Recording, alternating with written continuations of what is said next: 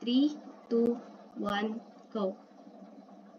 Good day everyone, we're the group 2 and we will be reporting about traveler decision making, the experientialist stance. Next slide please.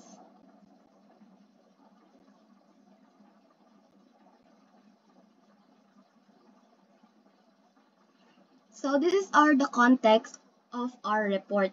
So una is decision-making processes and yung dynamic modeling theory of travel decision-making, drilling down with grounded theory and explaining tourism behavior. Next slide, please. Traveler decision-making, the never-ending journey.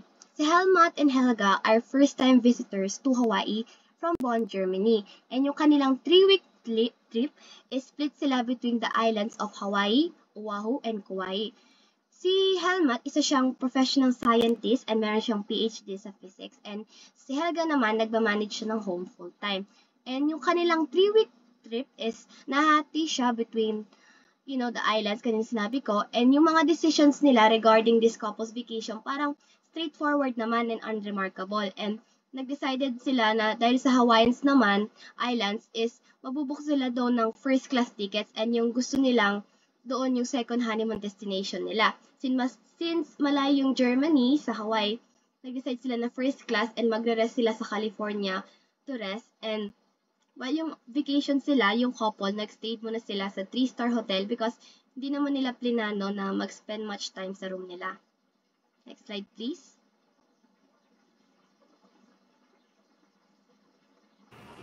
So, good day everyone. My name is Pau David and I am here para i-discuss yung some chapters na gumawa about sa decisions making. So, as per as Lara said, may dalawang couple na nag-travel sa Hawaii which is sina Helmut and Helga. Yung 3-week trip nila from Hawaii is hindi naging madali sa paggawa ng decision since first time na nga nila mag-travel sa Hawaii. That's why I am here para i-discuss yung mga gumawa ng chapters upang mas malinawagan yung mga travelers when it comes sa decisions-making process. So first, like many tourism organizations, Hawaii's Department of Business, Economic Development and Tourism 2008 collects most of the information mentioned above, aggregate the visitor profiles along with other crucial data regarding tourist travel behavior are reported annually, but the underlying factors affecting the couple's decisions process still evade the seasoned researchers.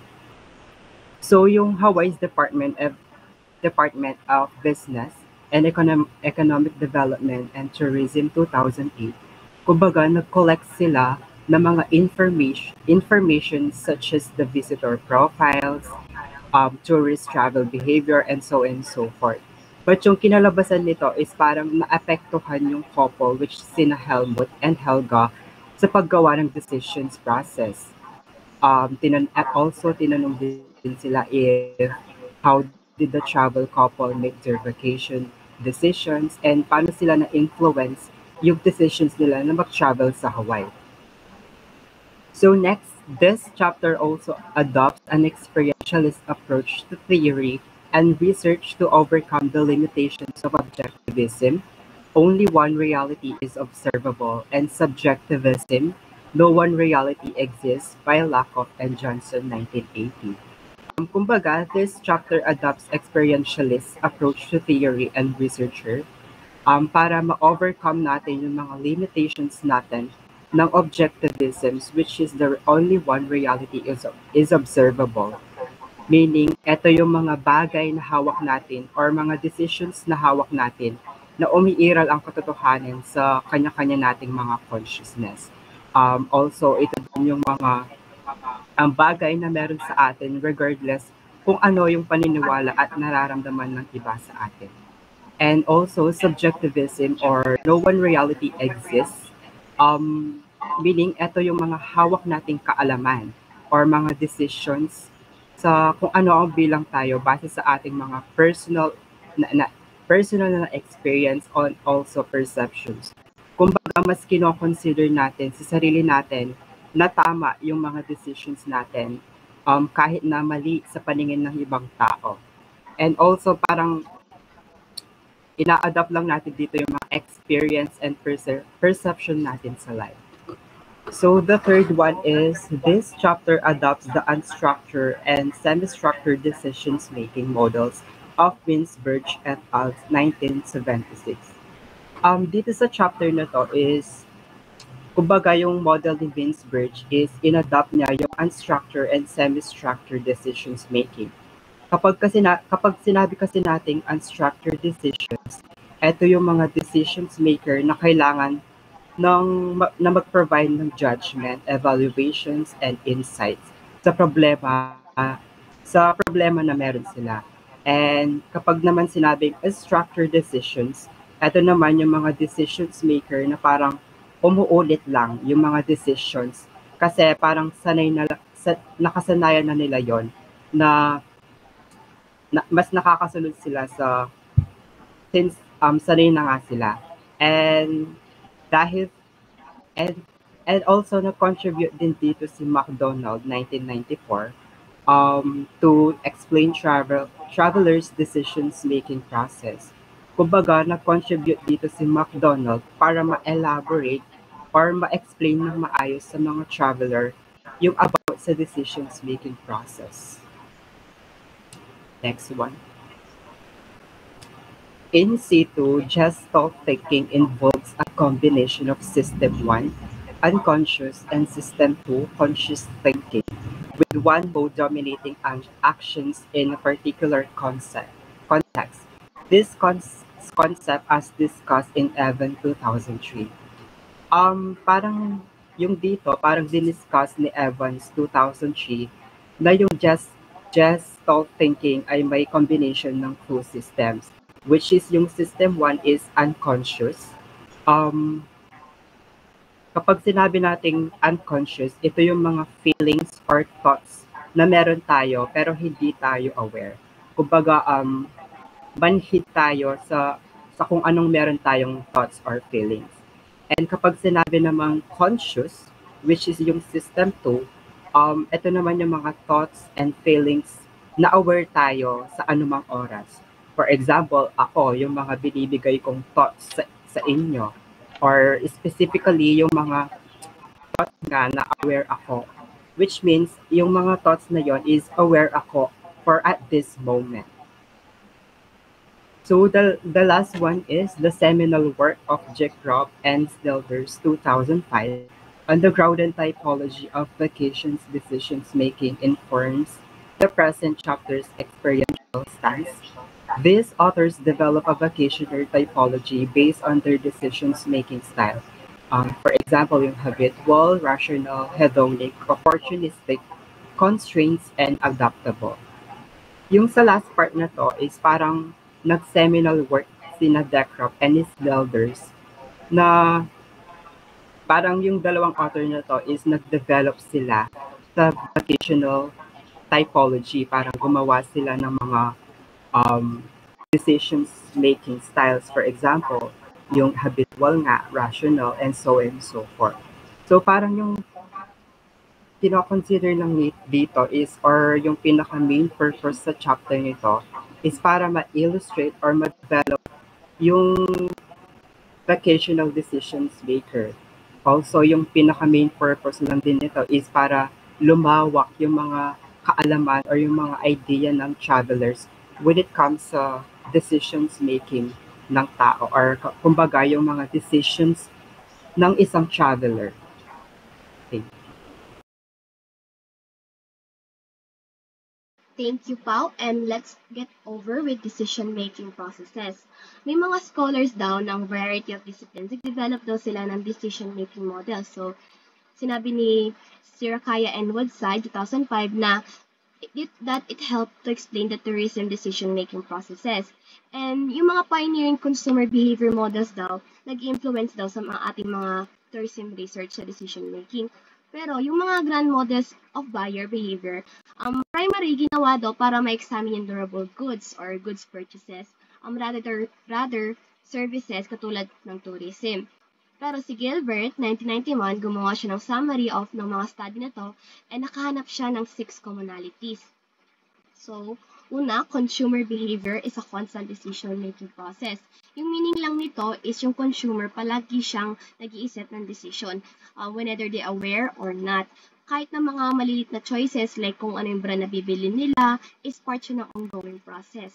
Yung pangalawa naman is the individual consumer is emphasized. Parang hina-highlight lang dito yung importansya ng individual sa decision-making process kasi kada individual may sarili-sarili tayong beliefs, preferences, and values ang nakaka-apekto to sa decisions natin. And number 3, yung behavior is rational or utilitarian and can be explained. Parang sinasabi lang dito na yung consumer behavior daw is nagdi-driven by logical reasoning and desire lang naman nila na ma-maximize yung benefits or utility kasi yung mga people will make decisions na naisip nila na it will bring them the most satisfaction and ma-meet yung needs nila. And pang-apat, buyer actively searches for and evaluates and stores information.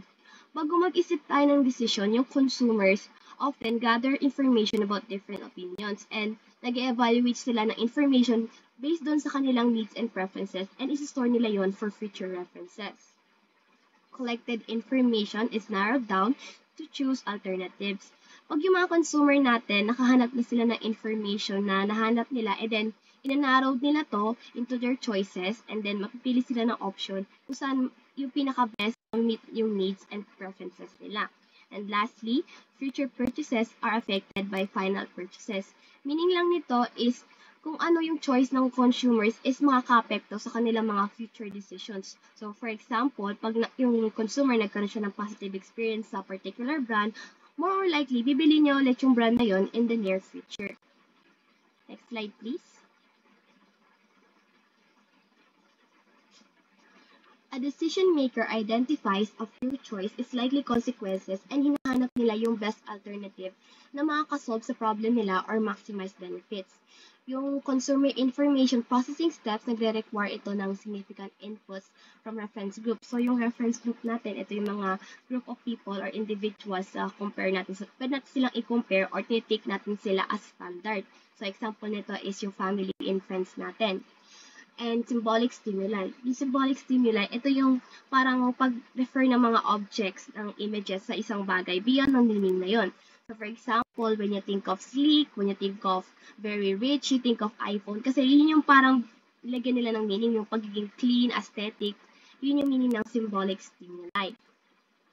In the case of routine purchases or habitual purchases, yung mga some steps naman daw are masiskip kasi result na daw ito ng automaticity or tinatawag natin na heuristics. So, making daw yung mga consumers' final decision easier. And sinabi naman ni Wegner and Wilson, sinuggest naman daw nila, yung fundamental flaws daw is in rational theory. May mga flaws daw doon. So, for example, sinabi daw na yung rational theory, parang ina-assume daw niya na lahat ng kailangan nilang information available sa mga decision maker, and yung mga consumer daw, meron silang kapasidad na evaluate itong information na to using rules. And also, yung present and future external stimuli, hindi nila ini-influence yung decision maker alternative. So, hindi nila inisip na yung pwede maghanap ng alternative yung decision maker, and also yung evaluation of goods. Next slide, please. So, decisions are less deliberate. So, yung deliberate is like done consciously, intentionally. So, parang yung mga decisions daw, hindi natin siya iniisip agad. Kasi yun yung parang pinopropose ng rational theory. Sinabi ni Zajonic, 1980s, na suggest daw niya na pwede naman tayong magustuhan yung isang bagay or pwede tayong matakot doon before we know it precisely or bago pa natin malaman yon or kung ano yon. And sinabi naman ni Bra, kinoconclude niya yung most decisions natin ay nag-influence ng unconscious thinking. Sinasabi naman na yung constructive theory nag-a-apply na yung information processing shortcuts na yung to decision is rather making omniscient rationality. So yung omniscient rationality is yung parang yung individual gawa sila ng decisions as if parang alam na nila lahat or parang gets na nila lahat yung mga relative information about sa decision na gagawin nila. Next slide, please. So, yung choice-making strategies, ini-include nito yung cognitive processing of information or meron lang involved na limited information or explicit thought. Kasi yung decision maker, parang binabalance niya sa yung cognitive effort niya ng choice accuracy. Kasi yung mga choice alternative, parang kino-consider din the desire to confront. Parang ayaw nilang, parang ina-avoid nilang magkaroon ng negative feelings by the end result. And yung awareness naman of one's environment is yun daw yung foundations ng ecological systems theory. Yung knowledge daw about a person's environment nakaka-help daw of understanding an individual's choices and behaviors by Raymore and Martin Mochis. And yung approach nito, kino-combine yung mga interactions between individual and other individuals and yung social structures ng society para explain yung human development. And sinabi din na yung individual's environment constraints must be fully considered para maintindihan natin yung human behavior. Kinombine ng constructive choice theory with ecological system theory by Alan's Flag model and then describe yung mga informants' lived experiences as historical waves. Next slide, please. The experiential task, ini-include ito yung proposition na yung mga decision makers, ini-employ daw yung array of decision-making models. So, depende daw sa variation of system 1, which is yung thinking, prior trip, actions. Then yung system 2 is thinking at site configurations of action. Then system 1, thinking, then to system 2, thinking, katulad ng sinabi ni Pao kanina. Sinabi na, what one size fits all decision model is hindi daw realistic kasi yung modeling leisure travel decision daw is nagre-require siya ng departure sa traditional consumer decision funnel kasi yung mga travel decision natin and yung mga behavior natin is dynamic, nagbabago. And pag nagkaroon tayo ng streams ng feedback loops and nagre-result ito ng parang never-ending process so hindi siya natatapos. And mag-develop daw tayo ng parsimonious model for tourism choices kasi meron itong strategic marketing implication. So, yung parsimonious model is parang ito yung pag-achieve ng simplicidad kasi gagamit tayo dito ng mga counting number ng variables and factors para mapaisin natin explain yung isang phenomenon.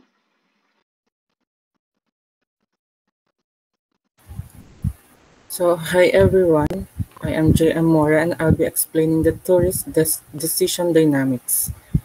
Interpretive researchers explicitly describe their own ethic conclusions from EMIC trip participants, explanations and conclusions that are found while collecting data in field settings. Generalized ethic EMIC propositions help interviewers to probe in situ influences with informants abductive inferences permit reasoning from rule and result to case by Holbrook and Grayson 1986 and Mick 1986. So, dito sa statement na to, yung mga researchers use a combination of emic and ethic perspectives. Pag sinabi nating ethic perspectives, it is the outsider perspectives or yung perspective mismo ng mga researchers. Pag sinabi naman nating emic perspective it is the insider's perspective. Kumbaga ito yung mga perspective ng tourists.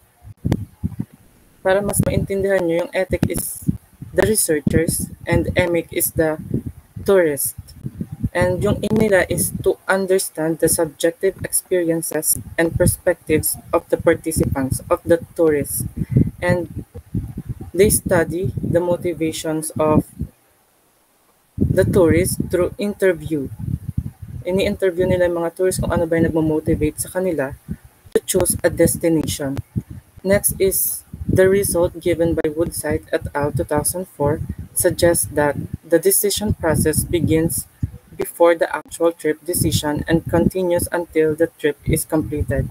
So sa statement na to, yung decision process hindi lang nagtatapos kapag nandoon na yung traveler sa mismong destination na napili nila. Nagko-continue to hanggang sa matapos yung duration ng travel ng isang traveler. Hindi porket nandoon ka na sa destination mo is tapos na, hindi ka na magde-decide.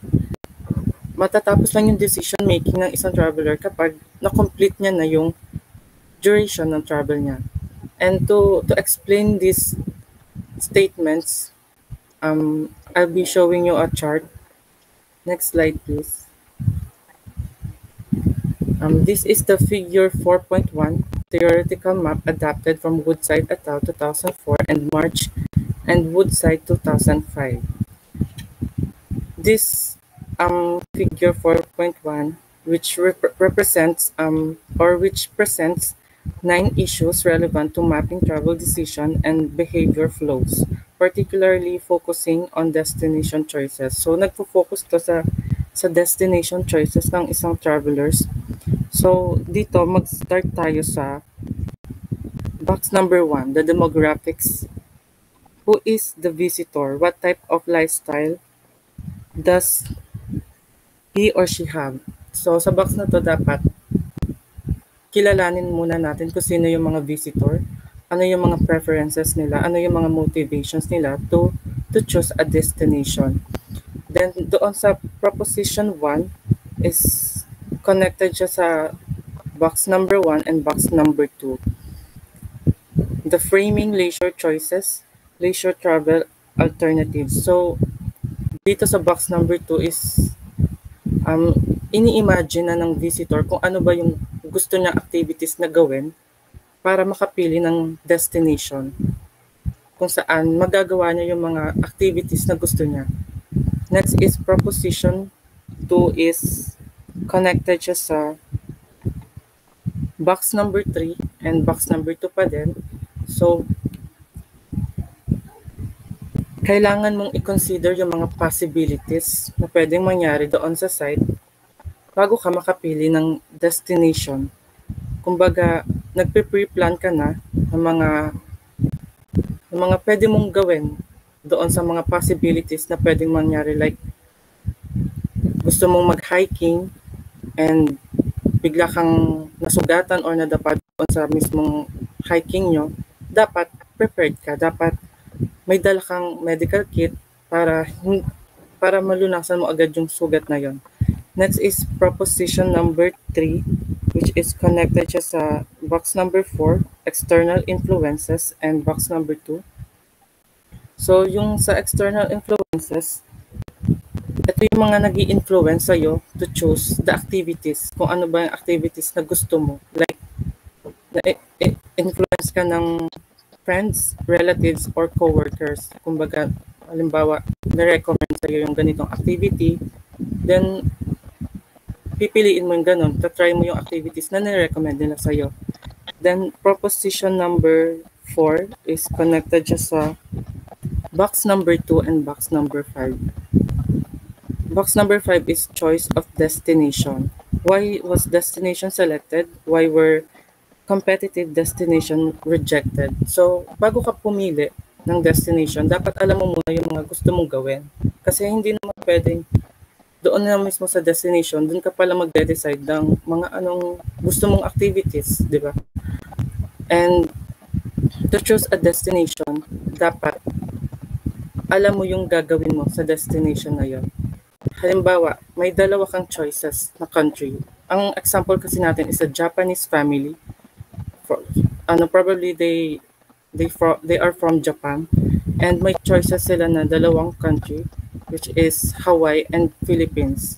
So yung gusto nilang mga activities is to see a lava flow, stargazing, and to see different islands, which is yung Philippines and Hawaii is both archipelago, so maraming islands. Then doon pagpipilian nila kung saang bansa ba sila pupunta, kung saan magagawa nila yung mga activities na pinagplanuhan nila.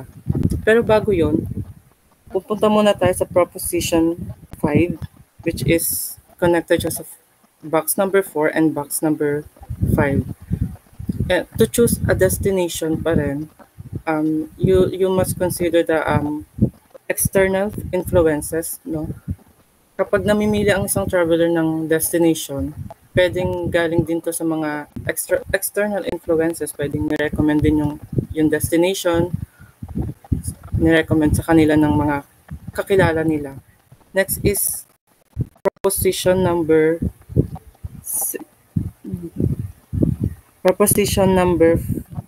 5. So, wait lang. Baliktad yung nabasa ko. Proposition number 5 is pre-framing and pre-planning issues. Ito yung mga issues na possibility pwedeng mangyari doon sa destination mismo. So, dapat ready ka, dapat nakapagplano ka sa mga possibilities na yon. And sa proposition number 6 is yung external influences. Ito yung influences combination by your friends, relatives, and coworkers. Ito yung mga recommendations sa iyo kung anong country ang mas magandang puntahan, kung anong destination ang magandang puntahan based doon sa activity na napagplanuhan nyo. Next is proposition number 7. Connected siya sa box number 6 and box number 5. So itong proposition na to is kumbaga sinasolidify niya yung decision ng isang travelers. Kumbaga binubuo niya na yung loob ng traveler na itong destination na to yung gusto nilang puntahan. Kasi nga nandun yung activities na pwede nilang gawin. Next is proposition number 8, connected siya sa box number 6 and box number 7. Dito yung mga activities na pwede nilang gawin sa destination, like yung stargazing nga na napagplanuhan nila and to see the lava flows, pwede na nilang gawin doon. Nandito, nakapasok dito yung activities planned and done, activities planned and not done, activities planned and not planned and done, activities not planned and not done. So iba-ibang activities yan na mga pinaplanuhan nila at nagawa nila doon sa mismong destination, and yung mga activities na hindi nila pinano pero ginawa pa din nila. Next is proposition number 9, connected siya sa box number 8 and box number 7. Box number 8 is situation on-site influences. Local information sources used, special events unknown prior to the visit. So, for example, nandun yung pumunta ka doon sa Hawaii, pero hindi mo alam na may festival pala during sa time na pagpunta nyo doon sa Hawaii. Pero yung pagpunta doon sa festival, hindi nyo siya pinlano. Wala siya sa plano nyo na gawin doon sa destination na yun. Pero since nandoon na kayo, i-experience nyo na, gusto nyo nang ma-experience, doon na pumapasok yung activities not planned, but ginawa nyo pa rin. Yung activities not planned and done. Next is proposition number 10, connected siya sa box number 7 and box number 9. Ito na yung consequences. Dito na yung malalaman natin kung nasatisfy ba yung tourist sa mga activities na ginawa nila during their trip doon sa destination na napili nila. And sabihin na natin nasatisfy sila. Dahil nga nasatisfy sila, ano pwedeng gawin nila, ano pwedeng mangyari, like dito na sila i-intention na bumalik or umulit doon sa destination, bumalik sa Hawaii and to do the activities na ginawa nila, or probably they will recommend the destination sa mga kakilala nila pagbalik nila ng bansa nila. And that should be all. Thank you. Next.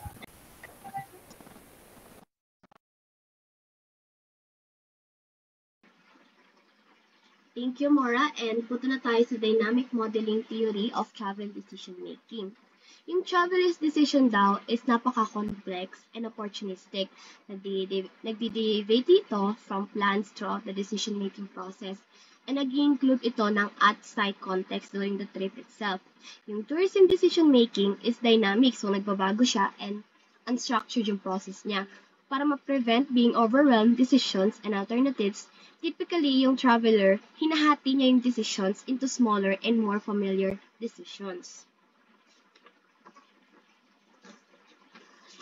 The unstructured decision-making model na ginawa ni Metzberg noong 1976, minaps niya yung process of organizations na may employ when encountering unfamiliar decisions. Tapos yung model na to, binabawasan niya yung decisions into three main phases. So, meron tayo identification, development, and selection. So, after ng phase identification, usually yung familiar central routes are enacted. And these are interchangeable. So, nagbabago siya. And yung familiar routes na are applied are to reduce to the decision's complexity. Next slide. So, makikita natin sa phase 1, nire-represent niya yung foundation for destination selection. So, ito yung mga subroutine, kino-combine yung demographics, pre-planning based on conscious and unconscious memories and external influences to create criteria based dun sa destination na pipiliin. Once na criteria are decided, then yung phase 2 magbibigin. Sa phase 2, meron tayong key activity drivers. For example, ito yung budget o yung time constraint natin. Mag-help ito to evaluate alternative destination choices kasi if yung subroutine elements nag-align up siya perfectly, then yung traveler, ibubook niya yung trip. Kasi yung phase 3, magbibigins lang siya when yung traveler, binigins niya yung trip. Tapos, when yung activity drivers, hindi sila nag-line up perfectly, then yung traveler, magre-return sila sa first phase, then yung subroutine kanina, yung first subroutine, magre-repeat siya. Kaninang example, yung husband and wife, meron silang time to get off for a vacation. Pero yung frequent flyer mileage nila, hindi nila ma-redeem kasi meron lang silang 2-week window of time. So, if merong one tipping point hindi siya na-met, then yung couple, magre-return ulit sila sa first phase ng process. Kasi yung phase 3, nag-occurs lang siya during the actual vacation. Yung phase na to is dynamic, nagbabago, and because additional stimuli, nag-create ito ng mga opportunities and eliminate others. So, example is a lost piece of luggage in transit prevents a honeymoon couple from dining at a fancy restaurant on their first night at the resort. So, however, kahit na hindi sila nakapunta dun sa fancy restaurant sa first night nila dahil dun sa piece of luggage na nawala, nakahanap naman sila ng fantastic casual dining restaurant by accident. And finally, yung phase 4 naman is all about self-reflection process. Yung the evaluation of the trip, nag-affect ito sa first phase of the traveling planning process. Yung mga experiences, nag-stored sila consciously and unconsciously. Nag-help ito na para ma-frame yung criteria for the next trip. Surprisingly, yung memories na to, hindi siya static, hindi siya parang stay lang sa ganon. Sinabi ni Saltman, kinongclude niya, na yung memories are dynamic, nagbabago. And yung mga interpretations may vary kasi nga, like di naman tayo pare-pares sa interpretation kahit na pares tayong nandun sa destination. Sabi daw niya, memories are likely to be stored as stories and fragments are pieced together differently depending sa situation. By Shank. So, yung destination loyalty and traveler influence on reference group members, yun daw yung key ingredients para magkaroon ng destination growth. Also, each trip decision is dynamic kada phase. So, nag-iiba siya kada phase. So, for example, yung parang needs ng travelers nag-iiba as they get older kasi nag-iiba yung preference nila or pag lumaking anak nila. And now we're going to drilling down with grounded theory. So, some tourism researchers daw, nire-recommend nila yung existential phenomenological or EP methods as powerful tools ng inquiry. And sinasabi daw nila na they question yung reliance on theory before data approach. Sinabi ni Filmer and Goodson.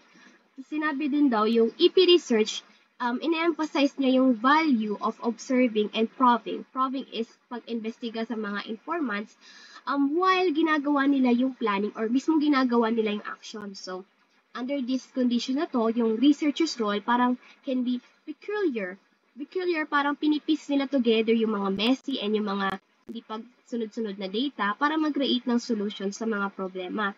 And sinabi na yung grounded theory is common than EP approach kasi for interpreting traveler experiences kasi yung grounded theory development usually ini-include yung C2 or yung on-site observation or original place observation and usually face-to-face yung informant questioning by the researcher. So, yung grounded theory is ito yung paggawa ng research na nag-start muna sila is kumukuha muna sila ng madaming information and data.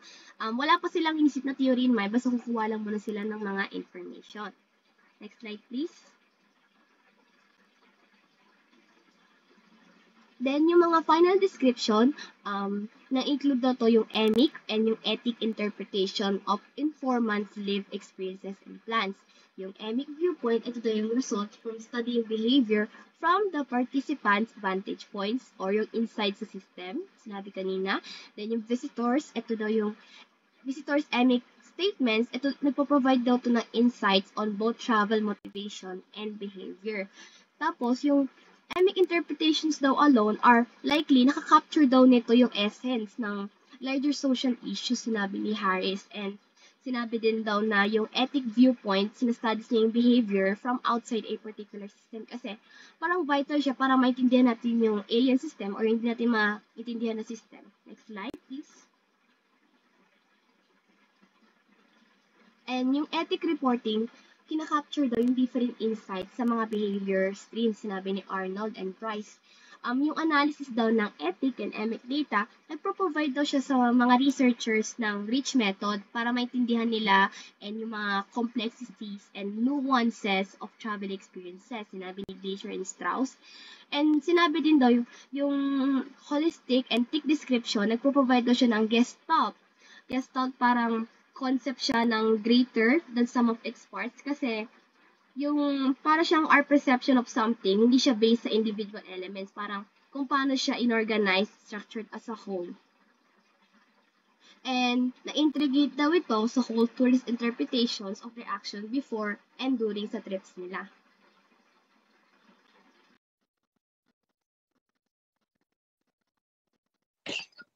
So, thank you, Lara. So, I'll be the one to discuss the data collection methodology. So, McCracken's 1988 long interview method provides guidelines for collecting data.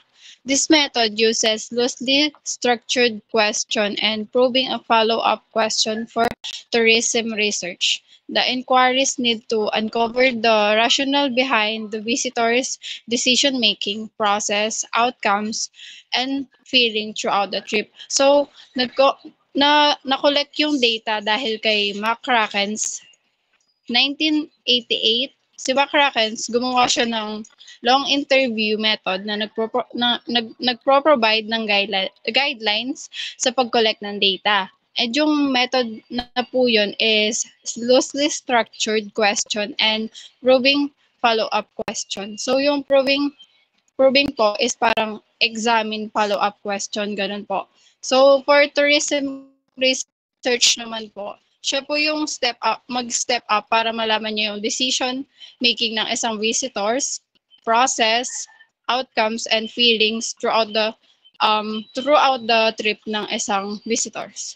So yung interview should take the place at location and situation considered to provide the greatest opportunity to gather the most relevant data about the phenomena under investigation. Strauss and Corvin, 1998. So dito naman nagko-conduct sila ng interview. For Helmut and Helga interview, ito yung mga question na na-address. The first one is demographic information, pre-trip planning and sources of information, activities and destination, both planned and unplanned, issues surrounding flights, accommodation and grounds transportation, overall impressions of the travel experience. So next slide, please. So dito naman po sa Helmut and Helga undercover, magbibigay po ako ng brief story about sa dalawa. So basically, mag-asawa sila, si Helmut and Helga. May 3 silang anak. Tapos na-interview sila sa Kailua Kuna. Yung interview is naglasted ng 60 minutes and nagparticipate sila equally. si Helmut nag-spend siya ng 20 years thinking dun sa para sa trip dun sa Hawaii. So isa siyang scientist and fascinated siya sa volcano. Para maging possible yung trip, nag-save siya sa 20 years, nag-save siya ng Delta Points. Yung Delta Points is makakakuha sa airline. So yung Delta Points is makukuha mo siya sa airlines, and kapag naipon mo yon, marami ka naipon na ganun, is parang makakatipid ka sa mga airlines kapag marami silang Delta Points. So yung wife niya naman na si Helga is hindi siya mahilig sa mga volcano. So gusto niya lang pumunta sa USA kasi hindi pa siya nakakapunta doon. Tapos despite of 20 years dreaming in Hawaii, hindi man lang sila nag-search about dun sa pupuntahan nila, which is yung Hawaii. So dahil hindi sila nakapag-search, hindi nakita ni Helmut yung lava flow, which is kaya pumunta sila isa sa reason bakit pumunta sila doon is para makita niya yung lava flow. Kaso yun nga, hindi siya nag-search. Yung sa lava flow, need mo ng helicopter para makaride ka. Kaso mas pinili niya na hindi na lang mag-ride para makapag-save up ng money. So, yung travel decision making, may 4 phases siya. Yung phase 1 is nagko-consist siya ng demographics, free framing and preparing trip issues, framing leisure's choices, and external influences. So sa demographics, anong status nila? Anong status ng pamilya nun? Tapos dito si Helga at saka si Helmut, mag-asawa sila. May 3 silang anak, which is 17 years old, 18 and 21 years old. So sa pre-framing and referring trip issues, yung first bullet is kaya ba nilang mag-isa, mag-travel o kaya maiwan mag-isa yung mga anak nila. Kaya ba nila yon? So yung second bullet and third bullet is yung kung ano yung financial state nila. So dito sa second bullet is Save the Delta Millage Awards over 20 years. So dito sila Helmut and Helga is nag-save off ng Delta Points. Yung Delta Points nga is kapag nakaipon ka nun is parang makakatipid ka kasi sa airlines, like mababawasan yung gastos mo. Tapos kapag yung sa third bullet naman is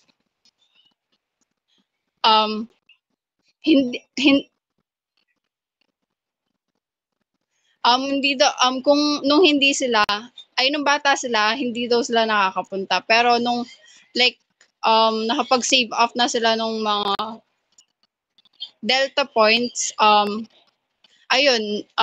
medyo nakakapunta na sila. Tapos yung sa framing leisure choices, yung husband niya na si Helmut, iniisip niya na unconsciously na mag-visit sa South Seas Paradise, which is hindi pa niya iniisip directly na pupunta doon. Literal na hindi pa niya iniisip na pupunta siya sa lugar na yon. So yung second bullet, third and fourth is hindi sila nag-search about sa lugar na yon. No media, hindi sila nag-search for hotel, rental cars, yung mga ganun, hindi sila nag-search about dun sa pupuntahan nila, which is yung Hawaii. So yung external influences naman is kasama siya sa phase 1 and phase 2. So sa phase 1 is may idea na sila dito, pero parang basic idea pa lang, pero basic idea pa lang sila pero hindi pa buo. So sa phase 2 naman, key activity drivers for Hawaii visit. Ito nga dahil nga scientist yung asawa niya, gusto niya makita yung lava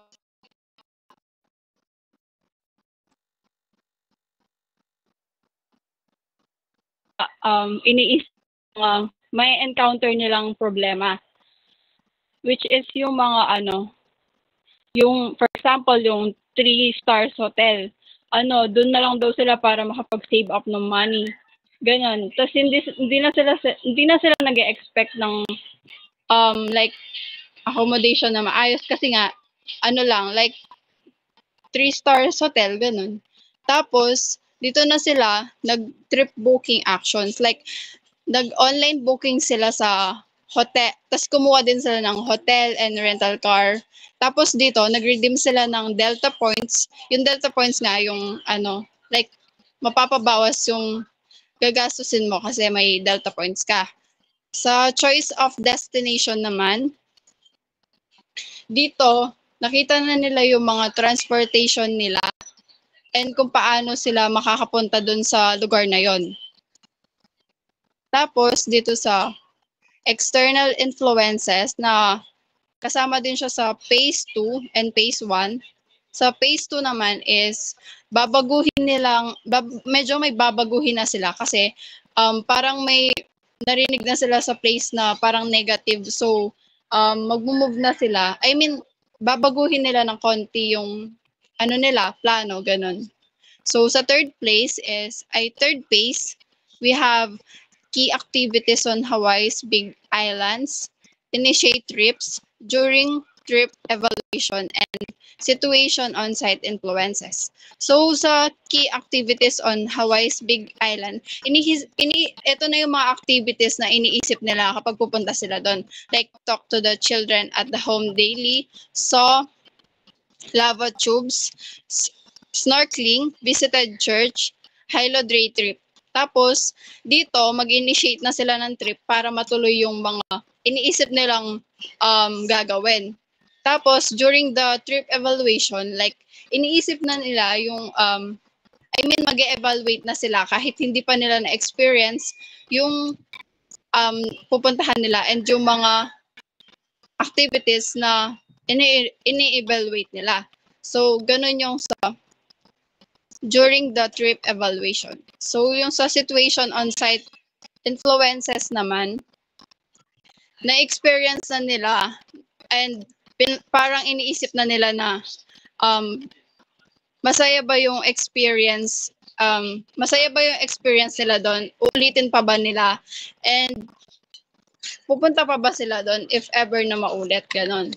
Tapos yung sa last phase is yung consequences, worthwhile trip but did not get to see the lava flows. Ito nga, yung sabi nila worthwhile pero hindi, yung ang main point nila is main point ni Helmut is makita yung lava flow, kaso hindi niya nagawa kasi nga yun nga hindi sila nag-search bago pumunta dun sa Hawaii. And ayun, parang hindi siya bago mo makita yung sa lava flows, need mo munang mag-ride ng helicopter. So, need mo mag-spend talaga ng money doon.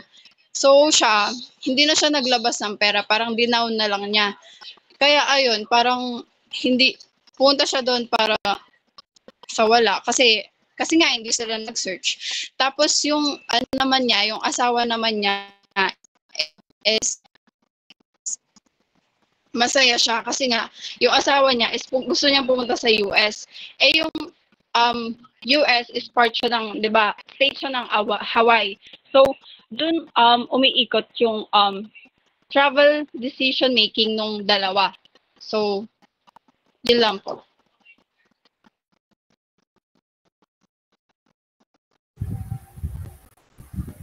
Explaining tourism behavior. In explaining tourism behavior, is meron tayong 4 phase. First phase is memories, demographics, ecological factors, and unconscious memories influenced Helmut and Helga's decision-making criteria. So sa phase na to is parang understanding why people travel, kung sino yung mga travelers, kung ano yung mga nagmo-motivate sa kanila, yung mga influences nila and yung mga personal preferences nila to choose a destination. Phase 2 is moves the decision to making actual plans. Key activity drivers would make or break the trip. So, dito na nagpa-plan yung mga tourists, yung traveler, kung ano ba yung mga gagawin niya doon sa destination na yon, kung ano ba yung destination na pupuntahan niya para magawa yung mga gusto niyang activities. Then, phase 3 is where travel behavior departs from the traditional consumer decision-making funnel. At the trip destination, each travel party was exposed to unexpected occurrences and activities. So yung sa phase na to, parang dito pumapasok yung experiences ng traveler doon sa destination, kung ano ba yung mga na-experience niya doon sa accommodation na pinili nila, or yung experiences nila doon sa mga activities na ginawa nila. Then last phase is phase number 4. Question whether or not the visitor develop an attachment to the destination. Will the tourist become a repeat visitor? So dito sa phase na to is kumbaga reflection ng overall experience ng isang tourist doon sa destination, kung na-satisfy ba siya or hindi, kung babalik pa ba siya or hindi, or kung i-recommend niya ba ito sa mga kakilala niya doon sa lugar nila. That's all. Next.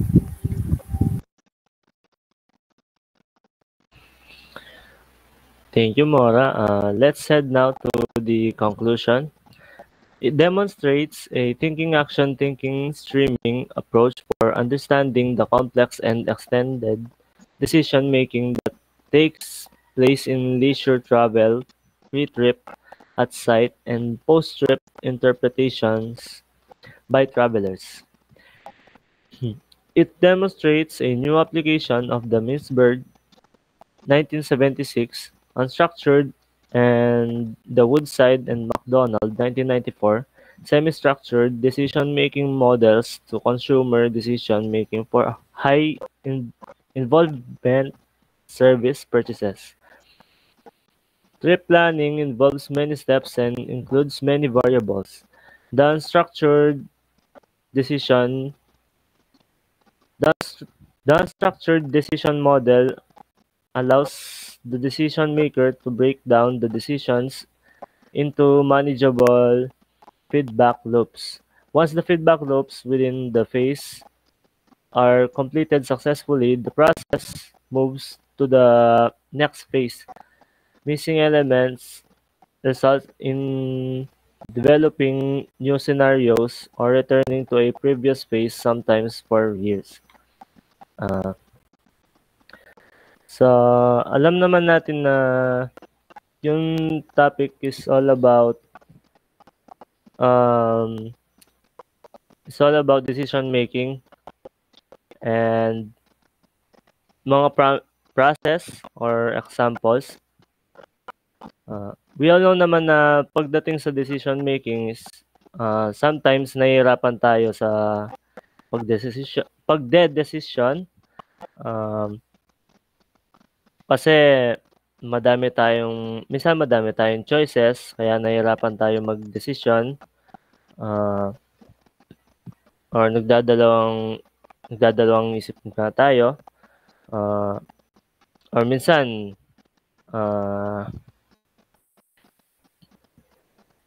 kapag nakapag-decision tayo ng mali, nangyayari is parang nagsisisi tayo sa uli. Which is, yun yung nasabi kanina ni David, yun yung unconscious mind. Sila yung agad-agad na kakapag-desisyon na hindi muna nila naiisip or iniisip yung de-decisionan nila or di nila tinitignan yung future. Pero ang isa reason na kung bakit nangyayari yon is kapag na-overexcite tayo or kinakabahan or minsan nag-overthink. And also pagdating sa pag-travel, kailangan may backup plan tayo na place kung sakaling yung naunang place na napuntahan natin is may problem. Like example, may bagyo doon sa isang place. At least may iba tayong choice or lugar na mapupuntahan na feel mo ay may similarities sila, like sa mga activities gano'n.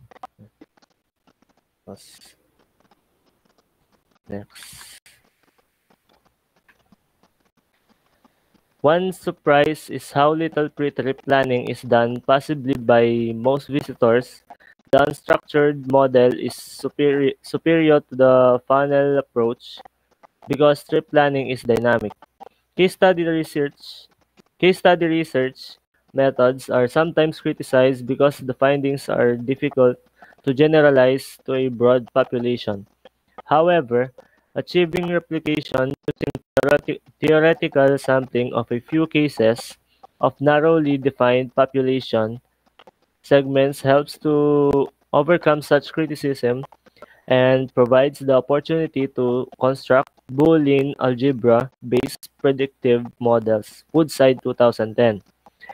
Case study research offers deep insights that may be exceptionally useful predictors of consumer behavior, and data from them support the view that a rich and holistic understanding of the tourist behavior is possible.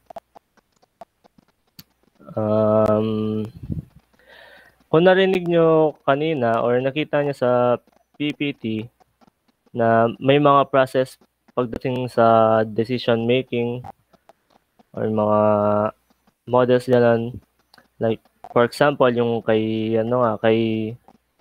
Woodside and McDonald at saka yung iba pa. Mahalaga din talaga na alam mo yung magiging desisyon ng isang tao kasi may benefits din yon, like sa pagta-travel. Kung mapapansin mo may mga feedbacks or reviews, yung mga places na pinupuntahan nila para yung owner ng place, malaman niya kung okay ba yung naging experience niya doon sa mismong lugar na yon. Then syempre kapag may magandang reviews or feedback yung place na yon, is pwede nilang ibisitahin ulit. At saka mas madami pang pupuntang tourist dun sa place na yon. Kaya ganun ko importante yung decision ng mga tao. That's it.